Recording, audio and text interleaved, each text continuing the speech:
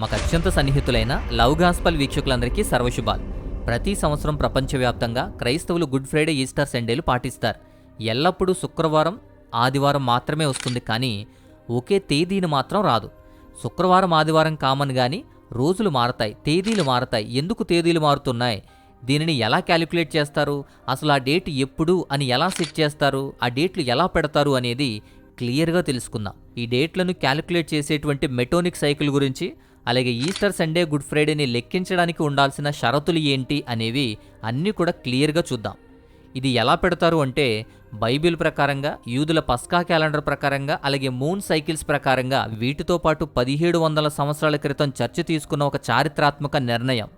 So ఇలా ఇవన్నీ కలిపి వీటి మధ్య ఉన్న ఒక లోతైన సంబంధం యొక్క ఫలితమే ఈ తేదీలు.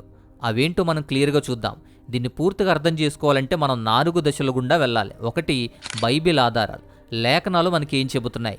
2, చారిత్రక నిర్ణయం, చర్చ్ పద్ధతి ఎలా ఎంచుకుంది, ఎలా క్యాలిక్యులేట్ చేయాలి అని డిసైడ్ అయ్యింది అనేది. 3వది ఈ మ్యాథ్ క్యాలిక్యులేషన్, తేదీని వాస్తవంగా ఎలా లెక్కిస్తారు అనే దాని గురించి. అలాగే 4వది స్పిరిచువల్ ఇంటర్ఫెరెన్స్, నేటి విశ్వాసులకు వీటికున్న అర్థాన్ని వర్తింపచేసేలా. ఈ 4 విషయాల గుండా మనం ప్రయాణించి అప్పుడు వీటి గురించి మనం తెలుసుకోవాలి. సో ముందు బైబిల్ ఆధారాలు. బైబిల్ ఆధారాల్లో వసంతకాలమే ఎందుకు పెడతారు, ఆదివారమే ఎందుకు వస్తుంది అనేది. పస్కా పండుగ సమయంలో యేసుక్రీస్తు వారు మరణించారు. అత్యంత ప్రాముఖ్యమైన విషయం ఇది. యేసుక్రీస్తు వారు పస్కా పండుగ సమయంలోనే సిలువ వేయబడ్డారు. 4 సువార్త రచయితలు కూడా దీన్ని ధృవీకరిస్తున్నారు. చివరి భోజనం ఒక పస్కా భోజనమే. మత్తయి సువార్త 26వ అధ్యాయం 17 నుంచి 19 వాక్యాలు, మార్కు సువార్త 14వ అధ్యాయం 12 నుంచి 16 వాక్యాలు, లూకా సువార్త 22వ అధ్యాయం 7 నుంచి 13 వాక్యాల ప్రకారం యూదుల పస్కా పండుగ అనేది హిబ్రూ నెల అయిన నీసాను మాసం 14వ రోజున పాటిస్తారు. ఇది ఎప్పుడూ కూడా వసంతకాలంలోనే వస్తుంది. పస్కా అనే పదం యొక్క మూలం కూడా ఇదే, వసంతకాలపు మూలం. ఇది గుడ్ ఫ్రైడేకు ప్రవచనాత్మకమైన ఒక నమూనా. పస్కా బలి అనేది ఖచ్చితమైన సమయంతో గుడ్ ఫ్రైడే రావాలి. అది అందరూ ఏకీవించేలా దేవుని ప్రణాళిక వేశాడు. అందుకే గుడ్ ఫ్రైడేను ప్రతి సంవత్సరం ఒకే డేట్న, లేదా ఏప్రిల్ 3, ఏప్రిల్ 7 ఇలా రాదు. ఒకే తేదీన స్థిరంగా నిర్ణయించలేం. అది పస్కా సమయాన్ని అనుసరించాలి. ఎందుకంటే పస్కా అనేది చంద్రమాన క్యాలెండర్, చంద్రునికి సంబంధించిన సంఘటన, చంద్రుని సైకిల్స్ మీద ఆధారపడి ఉంటుంది. మనం వాడే ఈ సౌర క్యాలెండర్ సూర్యుని చుట్టూ తిరిగే గ్రహాల యొక్క కదలికలను బట్టి ఉంటే, వారి ఈ లూనార్ క్యాలెండర్ అనేది భూమి చుట్టూ చంద్రుని యొక్క కదలికలను బట్టి ఉంటుంది. మనం వాడే గ్రిగోరియన్ క్యాలెండర్ కాకుండా చంద్రుడి మీద ముడిపడి ఉండడం వల్ల మన డేట్స్ ఒకే డేట్స్ రావు. ఇక 2వది, ఆదివారమే ఎందుకు రావాలి అంటే, 4 సువార్తలు కూడా ఏకగ్రీవంగా చెప్పింది ఏంటి అంటే, యేసుక్రీస్తు వారు వారంలో మొదటి రోజున లేచాడు.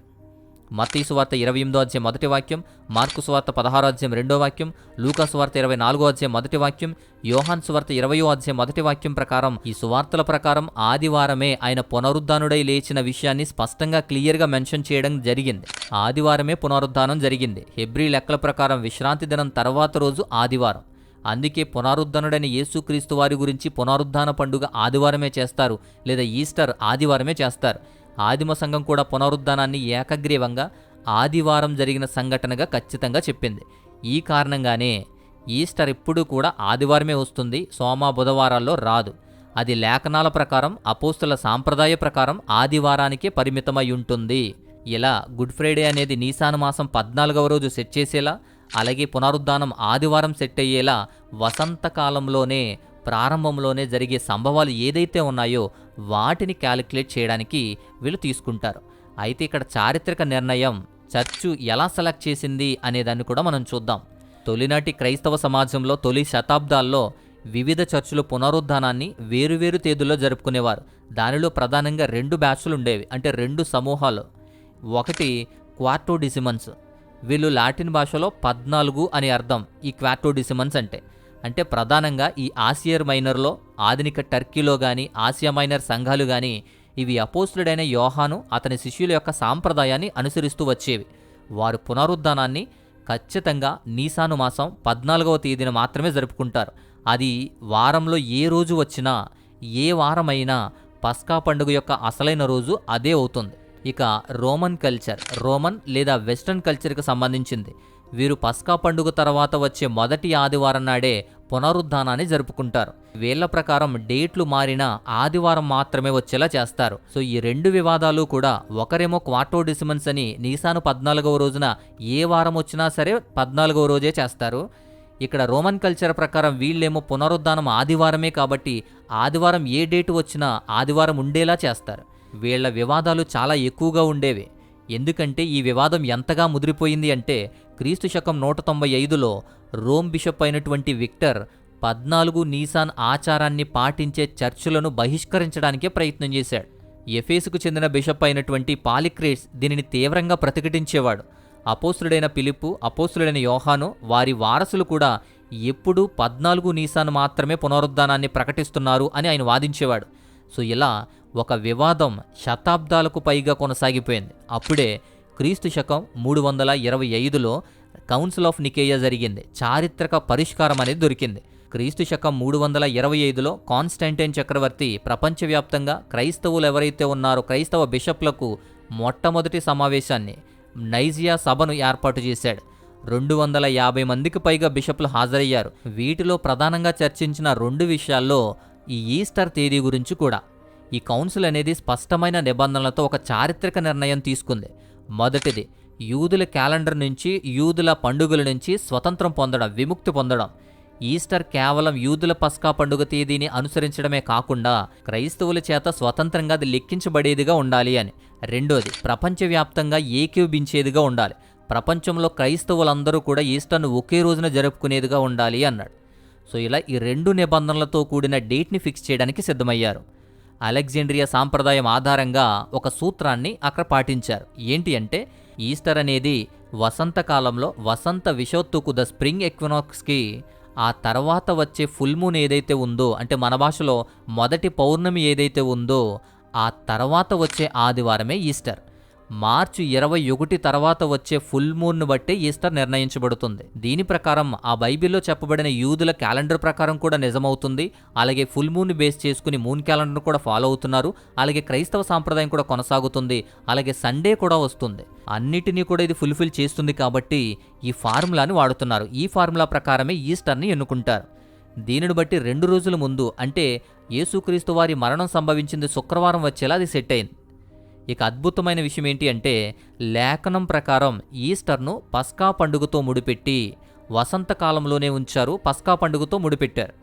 రెండోది, పునరుద్ధానాన్ని గౌరవిస్తూ ఈస్టర్ను ఆదివారం నాడే జరుపుకుంటున్నారు. ఇక మూన్ సైకిల్ ప్రకారం, లూనార్ క్యాలెండర్ ప్రకారం మూన్ సైకిల్స్ను ఉపయోగించుకుని పస్కా పండుగ యొక్క చంద్రమాన మూలాలతో దాన్ని అనుసంధానించారు. సో ఈస్టర్ పండుగకు సాధ్యమయ్యే తొలి తేదీ మార్చి 22, అంటే మార్చి 21 తర్వాతనే వచ్చే ఫుల్ మూన్ను బేస్ చేసుకుని ఈస్టర్ ఉంటుంది. కాబట్టి మార్చి 22 నుంచి ఏప్రిల్ 25 వరకు కూడా మధ్యలో వస్తుంది డేట్ ఎప్పుడైనా సరే.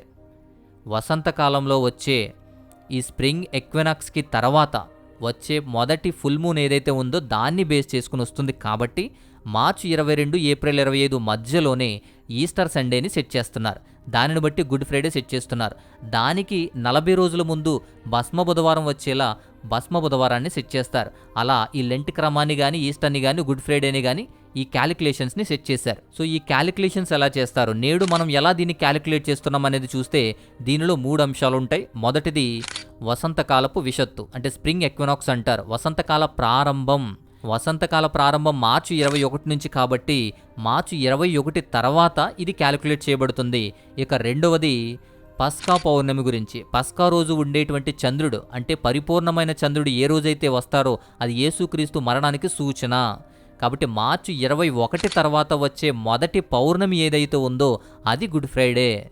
ఆ పౌర్ణమి తర్వాత వచ్చే మొదటి ఆదివారం ఏదైతే ఉందో అది ఈస్టర్. అలా ఈ 3 ఫార్ములాస్ని క్యాలిక్యులేట్ చేసి ఆదివారం వచ్చేలా ఈస్టర్ని, ఆ తర్వాత 2 రోజుల ముందు పౌర్ణమి రోజు జరిగేది గుడ్ ఫ్రైడే అని, ఆ తర్వాత 40 రోజుల ముందు జరిగేది భస్మ బుధవారం అని ఇలా క్యాలిక్యులేట్ చేస్తారు ప్రతిసారి ఈ క్యాలెండర్ అనేది.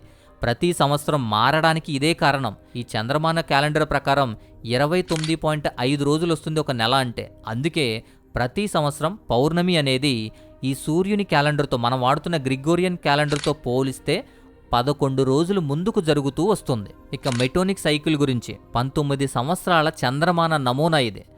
ఈస్టర్ను ఈ క్యాలిక్యులేషన్స్ ప్రకారంగా లెక్కించడానికి కీలకమైంది మెటోనిక్ సైకిల్ అంటారు. మెటోనిక్ సైకిల్ అనే సహజమైన ఖగోళ దృగ్విషయం గ్రీకు ఖగోళ శాస్త్రవేత్త మెటస్ కనుగొన్నది ఏంటి అంటే, సరిగ్గా 19 సౌర సంవత్సరాల తర్వాత చంద్రుని దశలు క్యాలెండర్లోని అవే తేదీలకు తిరిగొస్తాయి. అంటే 19 సంవత్సరాల్లో సరిగ్గా 235 చంద్రమాసాలుంటాయి. దీని అర్థం ప్రతి సంవత్సరం మార్చి 25న పౌర్ణమి వస్తే 19 సంవత్సరాల తర్వాత మళ్ళీ సుమారుగా అదే రోజు మార్చి 25న మరలా పౌర్ణమి వస్తుంది. సో చర్చు 19 సంవత్సరాల ఈ చట్రాన్ని చర్చి యొక్క క్యాలెండర్స్లో దీన్ని గోల్డెన్ నంబర్ అని పిలుస్తారు. ఈస్టర్ లెక్కింపునకు ఇదే ఆధారంగా ఉపయోగపడుతుంది. ఈ సైకిల్లోనే ప్రతి సంవత్సరానికి 1 నుంచి 19 వరకు ఒక్కొక్క స్థానం ఉంటుంది. ఈ మెటోనిక్ సైకిల్లోనే ఒక సంవత్సరం ఎక్కడ వస్తుందో మీకు తెలిసిన తర్వాత పస్కా పౌర్ణమి ఎప్పుడు వస్తుందో మీరు క్యాలిక్యులేట్ చేయొచ్చు. దాని నుంచే దాని తర్వాత వచ్చే మొదటి ఆదివారాన్ని కూడా కనుగొనొచ్చు. ఇప్పుడు సింపుల్గా ఈ గ్రిగోరియన్ క్యాలెండర్కు సంబంధించిన సింపుల్ వే ఏంటి అంటే, ఈస్టర్ను గ్రిగోరియన్ క్యాలెండర్లో ఉపయోగించే నియమం ఏంటి అంటే, మార్చి 21వ తేదీన లేదా ఆ తర్వాత వచ్చే ఫస్ట్ ఫుల్ మూన్ ఏదైతే ఉంటుందో ఆ పౌర్ణమి తర్వాత వచ్చే మొదటి ఆదివారమే ఈస్టర్ సండే అంటారు. అందుకే ఈస్టర్ అనేది మార్చి 22 కంటే ముందు ఎప్పుడూ రాదు, ఏప్రిల్ 25 తర్వాత కూడా ఎప్పుడూ రాదు. అంటే మధ్యలోనే మార్చి 22 నుంచి ఏప్రిల్ 25 వరకు మాత్రమే ఈ కాలం అనేది ఉంటుంది. ఈ డేట్లోనే ఈస్టర్ సండే అనేది వస్తుంది. ఈ ఈస్టర్ నుంచి 2 రోజుల ముందు శుక్రవారం గుడ్ ఫ్రైడేగా, 40 రోజుల ముందు ఈ భస్మ బుధవారంగా ఇట్లా క్యాలిక్యులేట్ చేస్తారు. అయితే ఈస్టర్న్ ఆర్థోడాక్స్ చర్చ్ వాళ్ళు ఈస్టర్ను లెక్కించడానికి ఎప్పటికీ కూడా పాత జూలియన్ క్యాలెండర్ని వాడతారు. అది గ్రిగోరియన్ క్యాలెండర్ కాదు. అందువల్ల ఈ జూలియన్ క్యాలెండర్కి గ్రిగోరియన్ క్యాలెండర్ కంటే 13 రోజులు అది వెనకబడి ఉంటుంది. అందుకే ఆర్థోడాక్స్ క్రైస్తవులు డిసెంబర్ 25న క్రిస్టమస్ కాకుండా క్రిస్టమస్ను జనవరి 7న చేసుకుంటారు జూలియన్ క్యాలెండర్ ప్రకారం. ఇదే కారణం. ఇక అత్యంత ప్రాముఖ్యమైన ఇంకొక విషయం, లోతైన ఆత్మీయ అర్థం ఉంది దీంట్లో. ఇది ఎందుకు ప్రాముఖ్యం, ఎందుకు ముఖ్యం అంటే, ఈస్టర్ పండుగ పౌర్ణమితో ముడిపడి ఉండడం వల్ల అసాధారణమైన స్పిరిచువల్ ఇంపార్టెన్స్ అనేది వస్తుంది. ఆదిమ పస్కా పండుగలో నిర్గమాకాండం 12వ అధ్యాయంలో జరిగింది. నీసాను మాసం 14వ తేదీన అంటే పౌర్ణమి నాడు రాత్రి సమయంలో ద్వారబంధాలకు రక్తాన్ని పూశారు. ఐగుప్తు దేశమంతా చీకటితో భయంతో కుంగిపోయి ఉన్నప్పటికీ గొర్రెపిల్ల రక్తం పూయబడిన ప్రతి ఇల్లు పైనున్న పౌర్ణమి వెలుగు చేత రక్షించబడి ప్రకాశించబడింది. అదేవిధంగా దేవుని గొర్రెపిల్ల అయిన యేసు మరణమే, ఆయన రక్తం మన మానవ హృదయాన్ని ప్రతి ద్వారాన్ని కప్పే క్షణమిది. దేవుని క్యాలెండర్ యాదృచ్ఛికమైంది కాదు. ఈ వసంతకాలం, పౌర్ణమి, ఆదివారం ప్రతి అంశము కూడా ఒక సందేశాన్ని ఇచ్చేదే. వసంతకాలం, వసంతం అంటే నూతన జీవితానికి అర్థం, పునరుద్ధానానికి అర్థం, పునరుద్ధాన కాలాన్ని గురించి, చిగురించే కాలం గురించి తెలియజేసేది. ఇక పౌర్ణమి అనేది పస్కా పౌర్ణమి, మొదటి పాసోవర్ రాత్రిని ప్రతిధ్వనించేది. ఇక ఆదివారం అనేది వారంలో మొదటి రోజు, నూతన సృష్టి దినం, మరణాన్ని గెలిచి పునరుద్ధానుడయ్యింది కూడా ఆ ఆదివారమే. కాబట్టి ఈ 3 రోజులు కూడా లేఖనాల్లో మరణాన్ని, పునరుద్ధానాన్ని ప్రత్యేకంగా చూపించేటువంటి ఒక నమూనా. మరణం తర్వాత పునరుద్ధానం జరుగుతుందనే దైవిక సాంకేతికంగానే ఈ 3 రోజుల క్రమం పవిత్ర గ్రంథమంతటా కూడా కనిపిస్తుంది. గుడ్ ఫ్రైడే కానీ ఈస్టర్ కానీ తేదీలు మారడం అనేది గందరగోళం కాదు. అది దేవుని సృష్టి క్యాలెండర్ యొక్క ప్రకటన. సంవత్సరానికి ఆధారం సూర్యుడు, నెలకు ఆధారం చంద్రుడు, ఆదివారం పునరుద్ధానానికి ఆధారం. వసంతకాలంలో ఈ 3 కూడా ఒకే సరళ రేఖలోకి వచ్చినప్పుడు, ఈ సంవత్సరం నెల ఆదివారం వచ్చినప్పుడు, సూర్యుడు చంద్రుడు ఆదివారం వచ్చినప్పుడు సంఘం ప్రకటించబడుతుంది, ఆయన పునరుద్ధానుడై లేచాడు అని. వేల సంవత్సరాల క్రితం ఈజిప్టులో ఆ మొదటి పౌర్ణమి రాత్రి పస్కా గొర్రెపిల్ల రక్తం రక్షణను ప్రకటించినట్లే యేసుక్రీస్తు వారి రక్తం ప్రతి హృదయాన్ని తడుపుతుంది, ప్రతి హృదయంలోకి చేరుతుంది, రక్షణ అనుగ్రహిస్తుంది. ఆత్మీయ అర్థంతో కూడిన విషయమైతే ఇది. సో ఈ ఈస్టర్ని, గుడ్ ఫ్రైడేని ఎలా క్యాలిక్యులేట్ చేస్తారు అనేదానికి చారిత్రక సంబంధమైన వాక్యపు ఆధారాలతో కూడిన వివరణ. సో ఇదంతా మీకు క్లియర్గా అర్థమైంది అని అనుకుంటున్నాను. ఎలా లెక్కిస్తారు, దాని వెనక ఉన్న రహస్యం ఏంటి అనే అంశాన్ని క్లియర్గా పూర్తిగా అందించే ప్రయత్నంలోనే ఈ విషయాలన్నీ నేను మీకు ఇచ్చాను. ఇంకేదైనా సందేహాలున్నా, ప్రార్థన అవసరతలున్నా వాట్సాప్ చేయండి. వాట్సాప్ నెంబర్ స్క్రీన్ మీద ఇస్తున్నాను. అలాగే మా వ్యయ ప్రయాసలకు, మా పరిచర్యకు సహాయం చేయాలి అనుకున్నా, మీ కానుకలు ఇవ్వాలి అనుకున్నా స్క్రీన్ మీద డీటెయిల్స్ ఉన్నాయి. పరిచర్యకు ప్రోత్సాహకరంగా మాతో పాలిభాగస్తులుగా ఉంటారు అని గుర్తు చేస్తూ ఉన్నాను. సో ఇది ఈ విషయం. సో మరొక అద్భుతమైన మంచి వీడియోతో మరొక వీడియో ద్వారా మరలా కలుసుకుందాం. అంతవరకు దేవాతి దేవుని మహా ఉన్నతమైన కృపా కాపుదల మీ అందరికీ తోడయుండి నడిపించి బలపరచునుగాక. ఆమెన్.